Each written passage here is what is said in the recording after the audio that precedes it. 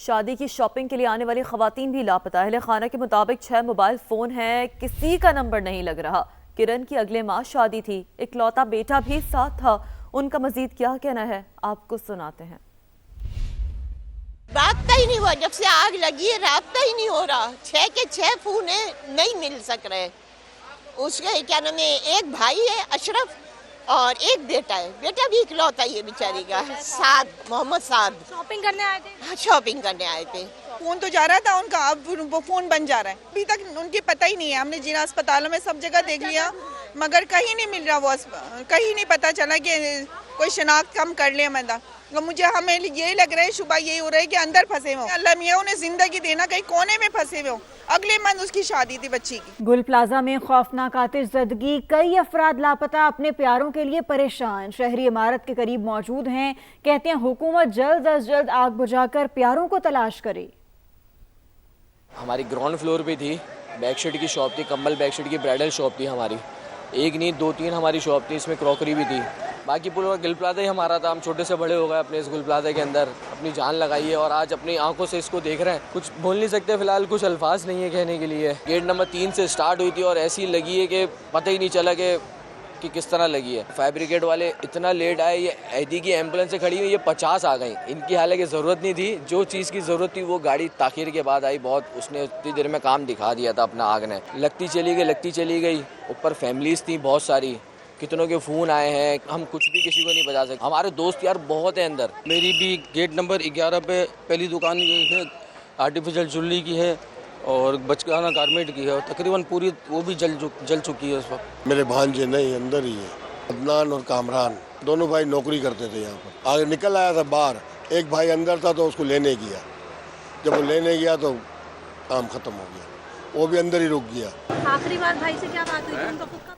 मोहनस, आप हमें बताएं कि आप इस वक्त कहां पर मौजूद हैं और यहां पर क्या सिचुएशन देख रहे हैं आप? आग की नौयत के हवाले से बताइएगा।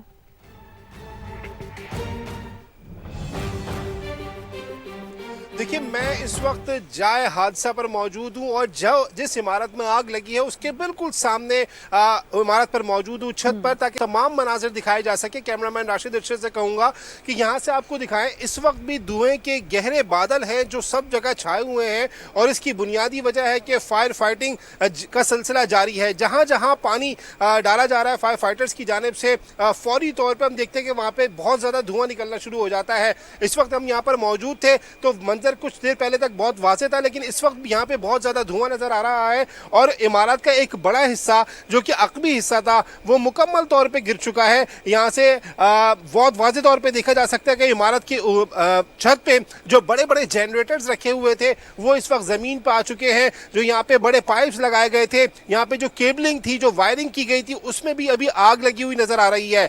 जो ये इमारत का छत का हिस्सा है, यहाँ पे कुछ गाड़ियाँ अभी मौजूद हैं और वो उनको अभी नुकसान नहीं पहुंचा है, लेकिन जिस तरह की आग अभी मौजूद है तो ये खदशा मौजूद है कि जो इमारत का बाकी हिस्सा है वो भी किसी लम्हे मुनहदम हो सकता है, क्योंकि उसको भी मखदूश करार दिया जा चुका है। बेसमेंट में इस पे दुकानें थी, ग्राउंड फ्लोर था, फर्स्ट फ्लोर, सेकंड और थर्ड फ्लोर की जो छत थी वहां पे भी सामान मौजूद था। मुकम्मल तौर पे ये इमारत जल चुकी है। तमाम दुकानें, लगभग यही अंदाजा लगाया जा सकता है कि जल चुकी है, क्योंकि अंदर जाने की तो इस वक्त सिचुएशन है ही नहीं। फायर हुक्काम जो हमें फायर ब्रिगेड हुक्काम ये बताते हैं कि यहाँ पे जिस वक्त आग लगी है तो बहुत सारे लोगों को निकाला गया है, लेकिन इमरजेंसी एग्जिट ना होने की वजह से उनको दुश्वारी का सामना रहा है। इस वक्त भी हम ये देख रहे हैं कि मुख्तलिफ जो अतराफ है वहाँ से फायर फाइटिंग का सिलसिला जारी रखा गया है। जो वाटर टैंकर्स हैं उनको भी बर वक्त बुलवाया जा रहा है और एक बड़ा हिस्सा ऐसा है जहाँ पे जिसको कॉर्डन कर दिया गया है। किसी भी गैर मुतल्लिका शख्स को यहाँ पे जाने की इजाज़त नहीं दी जा रही है। खास तौर पे आम शहरी हम देख रहे हैं बड़ी तादाद में आ चुके हैं। एमए जिला रोड पर बहुत बड़ा मजमा इस वक्त भी लगा हुआ है, लेकिन जो इसका पिछड़ा हिस्सा है, जो इसका बेसमेंट जहां से जाने का रास्ता था, वहां पे मुकम्मल तौर पे कॉर्डन कर दिया गया है। इस वक्त भी हम देख रहे हैं कि जो छत का हिस्सा है वहां पे थर्ड फ्लोर पे और सेकंड फ्लोर पे आग के शोले मौजूद हैं, जिनकी शिद्दत में किसी कदर कमी आई है, लेकिन आग बदस्तूर अभी मौजूद है। मुकम्मल तौर पर आग पर काबू नहीं पाया जा सका है। जो चीफ फायर ऑफिसर है जो दीगर फायर ब्रिगेड के एहलकार हैं वो यही बता रहे हैं कि अंदर जाने का कोई रास्ता नजर नहीं आता और इसीलिए दूसरी जो इमारत है सामने गुल प्लाजा के सामने डीसी साउथ का ऑफिस है, कॉम्प्लेक्स है, इसकी छत से फायर फाइटिंग का सिलसिला जो है वो जारी रखा गया है। यहाँ पे उसकी छत पे फायर फाइटर्स नजर आ रहे हैं। इस वक्त भी हम एक बुलंद इमारत की छत पर मौजूद है ताकि आपको तमाम ये मनाजिर दिखाए जा सके कि कितनी तेजी से एक मरतबा फिर यहाँ से जो धुआं है वो निकलना शुरू हो गया है। और जो थोड़ी देर पहले तक ऐसा महसूस होता था कि काफी हद तक चीजें कंट्रोल में आ चुकी हैं, काफी हद तक आग पर काबू पा लिया गया है, अब उसमें एक मरतबा फिर खासी तशवीशनाक हद तक इजाफा नजर आ रहा है क्योंकि आग के शोले भी बदस्तूर मौजूद हैं और अब धुआं होते हुए नजर आ रहे हैं। बिल्कुल आपको बराह रास्त ये चलते हैं, सईद गनी मीडिया से गुफ्तगू कर रहे हैं, जिसके नतीजे में काफ़ी मासूम शहरियों की जानें गई हैं। 6 अफराद का अभी तक कंफर्म है, जिसमें एक फायर फाइटर हैं जो अपनी जान से हाथ बेटा जो शहीद हो गया अपना काम करते हुए।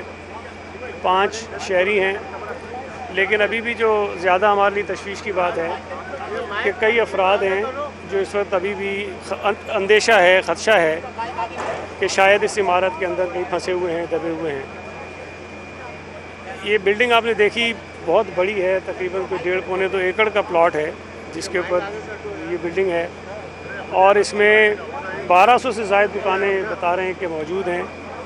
इतनी बड़ी बिल्डिंग में जब पूरी में आग लग जाए तो मेरा ख्याल है कि ये बहुत बड़ा चैलेंज था फायर फाइटर्स के लिए भी, एडमिनिस्ट्रेशन के लिए भी, कि उसको कम वक्त में वो काबू पा लेते। कोशिश पूरी की है फायर फाइटर्स ने भी, एडमिनिस्ट्रेशन ने भी, और काफ़ी लोगों को जब ये आग लगी उसके बाद उनकी जानें बचाई गई हैं, उनको निकाला गया ऐसे, लेकिन अभी भी यहाँ काफ़ी इम्कान है कि लोग यहाँ फंसे हुए हैं। यहाँ 22 के करीब जो हैं वो जो फायर फाइटिंग गाड़ियाँ हैं वो मौजूद थी। 4 जो स्नॉर्कल्स हैं KMC के, उन्होंने काम किया है। इसमें हम शुक्रिया अदा करना चाहते हैं जो फेडरल इदारे हैं, उनकी गाड़ियाँ भी मौजूद थी और सब ने बड़ी एक दूसरे के ताउन करते हुए जो हत्तुल इम्कान इंसानी तौर पर मुमकिन हो सकती थी वो कोशिशें की हैं। लेकिन 15 घंटे गुजरने के बाद भी इस वक्त भी अगर आप भी देखें तो कहीं ना कहीं आपको आग के शोले नज़र आ रहे हैं और सामने से जब आग बुझा दी जाती है तो जो अंदर की दुकानें हैं, बिल्डिंग का अंदरूनी हिस्सा है, उसमें जो आग लगी होती है उसका पता नहीं चलता और फिर अचानक से कहीं ना कहीं से वो निकल आती है। तो अब भी कोशिश एडमिनिस्ट्रेशन की ये है कि जल्द से जल्द आग बुझ जाए और जो लोग लापता हैं, जो बिल्डिंग के अंदर हैं, कोशिश की जाए कि उनको खैर खैरियत से ज़िंदा निकाल लिया जाए वहाँ से। सईद भाई, कितनी हलाकतें बता रहे हैं? ऐसे इंसिडेंट्स होते रहे हैं इससे पहले भी, चाहे आप लोग हम लोग वो प्रॉपर स्क्रूटनी क्यों नहीं करते कि यहाँ पे इक्विपमेंट है या नहीं। देखिए गवर्नमेंट सेक्टर भी आता है जहाँ हम चीज़ें मॉडर्न टेक्नोलॉजी ला रहे हैं, तो इतना सेफ जोन करते कि ये वाक़यात ना हो, कैसे बचा जा सके, हम क्यों उसमें लैग कर रहे हैं अभी तक के? देखें, बात आपकी बुनियादी तौर पर बिल्कुल ठीक है, सवाल आपका दुरुस्त है, लेकिन मैं आपको याद कराऊँ कि इससे पहले भी कुछ बरस पहले जब इस किस्म के हादसा हुए थे तो एक एक्सरसाइज पूरी शुरू की गई है और उसमें ये कोशिश की गई कि तमाम बिल्डिंग्स, ख़ास तौर पे जो मार्केट्स हैं, वहाँ पर जो इंतज़ामात हैं आग बुझाने के जो होने चाहिए बिल्डिंग के अंदर वो हैं कि नहीं हैं। बहुत सारी जगहों पे एड्रेस भी किए गए, लेकिन कराची चूँकि इतना बड़ा शहर है और बिल्डिंग्स की तादाद इतनी ज़्यादा है कि मैं ये समझता हूँ कि हुकूमत तनतना इसको नहीं कर सकती। लेकिन मैं एक बात हमेशा कहता हूँ, हर मौके पे कहता हूँ और इशू पे कहता हूँ कि ये जो इस किस्म के मसाइल हैं या जो हमारी कोताहियाँ हैं या कमी है किसी भी चीज़ में, वो हम शहरियों के ताउन के बग़ैर जो है उसको दुरुस्त नहीं कर सकते हैं। ये जो बिल्डिंग है जिसमें 1200 से ज़ायद दुकानें थी, तो यकीनन 1200 अगर दुकानें हैं तो इसमें 1200 दुकानों के मालिकान भी होंगे, वहाँ काम करने वाले लोग भी होंगे। हमें लोगों में ये एहसास पैदा करना है कि हम खुद भी अपनी जानों को महफूज बनाने के लिए, अपने प्यारों की जानों को महफूज बनाने के लिए हुकूमती इदारों के साथ ताउन भी करें और ख़ुद से कोशिश करें कि अगर कहीं किसी चीज़ की कमी है तो उसको हम दुरुस्त कर लें। ये मुमकिन नहीं है कि हुकूमत डंडा उठाए और डंडा उठा के तमाम चीज़ों को जो दुरुस्त करवाए। मेरी आपके ज़रिए तमाम शहरियों से गुजारिश होगी कि आप इदारों से ताउन करें, ख़ुद से जहाँ जहाँ मुमकिन हो सकता है अपनी इमारतों में, अपनी बिल्डिंग में, चाहे वो कमर्शियल हो चाहे वो रिहायशी हो, उसके अंदर इस किस्म के इंतज़ामात करें ताकि खुदा न खास्ता कोई ऐसा हादसा हो जाए तो जब तक आपको कोई सरकारी इदारे आप तक पहुँचें उससे पहले आप उस मुसीबत को, उस चैलेंज को खुद से किसी तरह से एड्रेस कर सकते हैं। एक एक करके मेरा सवाल आपसे ये है कि जब आपने ई चालान सिस्टम बनाना चाहा, हुकूमत ने बना लिया, तो ये ना पहला वाकया है ना ये आखिरी वाकया है। इस तरह की आंख पहले भी लगती रही है, सेफ्टी फायर ऑडिट्स भी होते रहे, उनकी कोई नतीजा सामने नहीं आया। आज जावेद बलवानी साहब यहाँ खड़े होकर फरमा रहे थे कि मैं टैक्स पे करता हूँ और उसके बावजूद मैं नुकसान उठाता हूँ। ताजिर बेचता है, ताजिर खरीदता है, अवाम मरते हैं। आप कोई सिस्टम आज तक क्यों नहीं बना सके इस चीज़ के लिए? सोल्यूशन क्या है इस तमाम प्रोसेस का? रोकेगा एक तो मेरा ख्याल है कि इसका मवाज़ना के वजीर सईद गनी मीडिया से गुफ्तगू कर रहे थे। उनकी जानिब से कहा गया कि अभी बहुत से लोगों के फंसे होने का खदशा है, शोले अभी भी कहीं कहीं नजर आ रहे हैं।